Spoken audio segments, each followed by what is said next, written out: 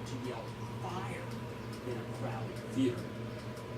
Before I go over today's action, let's recall that in 2007 and more importantly in 2008, I did actually yell fire quite a bit because an inferno was first smoldering and then raging. To sit there calmly and let your portfolio be burned to a crisp made no sense to me back then, given that you could get out of the theater while the getting was good.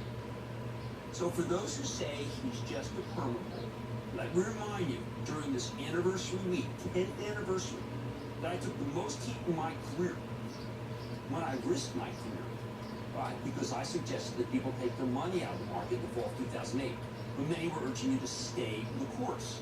It was right to sell everything, because the declines were so horrific that they most definitely had to be sidestepped if you could do it. You saved and then you made a great deal of money if you sold when I said sell everything in October of 2008, and then bought stocks back in March 2009 when I agreed with the late great CNBC anchorman Mark Haynes, who famously called the bottom 6 years ago with the market's absolute nadir. Sure, you could have just stayed in your seat, and after the initial pummeling, you still only would have turned a profit a couple of years later because the stock market is that. But can we please stipulate that if you did it my way, it was way better if you were nimble and sold everything, because the market declined almost 50% from my sell call and then rebounded much more after I turned positive. Now, I'm not trying to toot my own horn here. That's not the purpose of this. What's more important is why I made that sell call, that sell everything call in 2008, and why I'm not making it now. That's what I want to talk about. Even as I acknowledge that I don't like this market right now, I don't like the market short term. I recognize it can and most likely will go lower. What's the difference between now and 2008? Where do I start? First, back then, the market faced what's known as systemic risk, meaning the whole system was in jeopardy.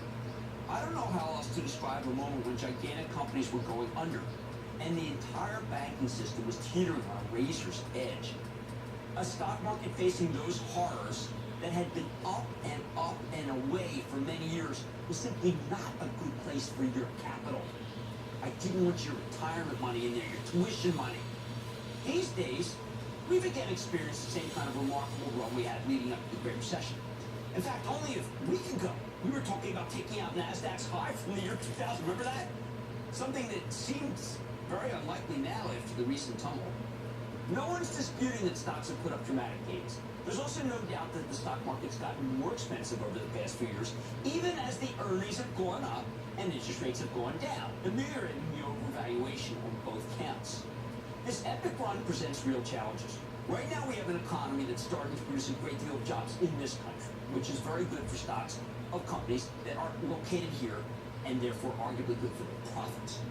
But we may be losing the prop with low interest rates as the Federal Reserve takes counsel of those who fear the economy is overheating, and we'll give you more on that later. So what is the word? Put simply, we have a lot of companies that do business overseas, and their earnings are going to be hurt because the dollar has gotten stronger and stronger and stronger even since the companies reported, something that would be exacerbated mightily if the Fed were to suddenly raise rates in reaction to last Friday's strong employment number. Many of our multinationals, including many of our tech companies, would see their earnings estimates slashed because of the downturn in exports that happens when other nations debase their currencies, as so many are doing right now. The stocks of companies that sell goods overseas will almost automatically come down if these trends, namely the strong dollar and higher interest rates, continue. It's axiomatic, people. Plus, we could have a real crisis on our hands as some companies based in these countries borrow lots of money in U.S. dollars and now need to pay back those loans. That's something that might happen, particularly in Brazil, but also in Mexico.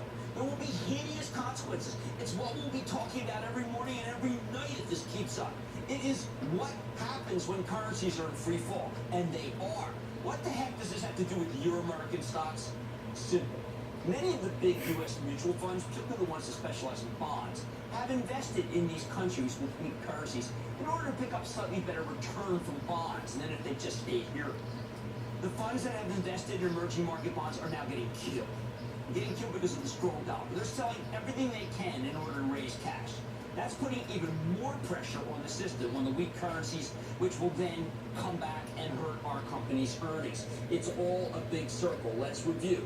International companies will see their earnings damaged by these unfavorable exchange rates. Meanwhile, the bond alternative stocks like the utilities, the oil, mass option limited partnerships and the high-yielding drug and consumer products companies are also getting crushed. You saw that all day. The oils are being obliterated by low energy prices. The consumer product companies are losing business to foreign companies, and their dividends don't protect their stocks anymore from these declines because risk-free interest rates in the United States might be going higher. People are anticipating that. Utilities are getting hit for the same reason. Higher rates means tough competition from a bond market